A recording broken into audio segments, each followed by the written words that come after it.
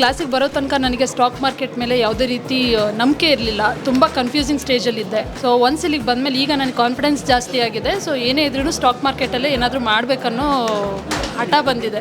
Sir ಹತ್ರ ಬಂದು ಕೂತ್ಕೊಂಡ ಕೇಳಿಸ್ಕೊಂಡಾಗ ಒಳ್ಳೊಳ್ಳೆ ಸ್ಟ್ರಾಟಜಿಗಳು ಮತ್ತು ಒಂಥರ ಕಣ್ ತರಿಸೋದು ಆಯಿತು. ನಾವುಗಳು ಇದನ್ನೆಲ್ಲ ಮಾಡಬಹುದು ಒಂದು ಸಮಾಧಾನ ಆಯಿತು. ನನಗೆ ಕಾನ್ಫಿಡೆನ್ಸ್ ಬಂತು. ಕೈ ಹಿಡಿಸ್ಕೊಂಡು ನಡೆಸ್ತಾ ಇದ್ದಾರೆ. ಮುಂಚೆ ಎಷ್ಟೊಂದು ಕಡೆ ಮಾಡಿದಾಗ ಏನಂತಾರೆ ಅಂದರೆ ಅದು ಮಾಡಿ ಇದು ಮಾಡಿ ಸ್ಟ್ರಾಟಜಿ ಕೊಡ್ತಾರೆ, ನಮ್ಗೆ ಏನೂ ಅರ್ಥ ಆಗಿರಲ್ಲ. ಸೊ ನಾವು ಮಾಡೋದನ್ನ ಇದರಿಂದ ಅನುಕೂಲ ಆಗ್ತಾ ಇದೆ.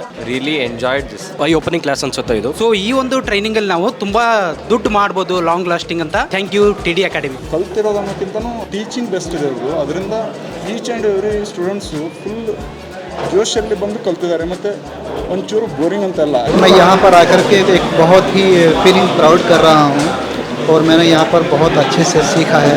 बहुत खुश हूँ. मैंने बहुत कुछ यहाँ पर सीखा है इससे. ನಮ್ಮ ಕರ್ನಾಟಕ ರಾಜ್ಯದಲ್ಲಿರೋಂಥ TD ಅಕಾಡೆಮಿನ ನಮ್ಮ ಇಂಡಿಯಾದಲ್ಲಿ ಫೇಮಸ್ ಮಾಡಿಕೊಡಿ ಅಂತ ನಾನು ನಿಮ್ಮಲ್ಲಿ ಕೇಳ್ತೀನಿ.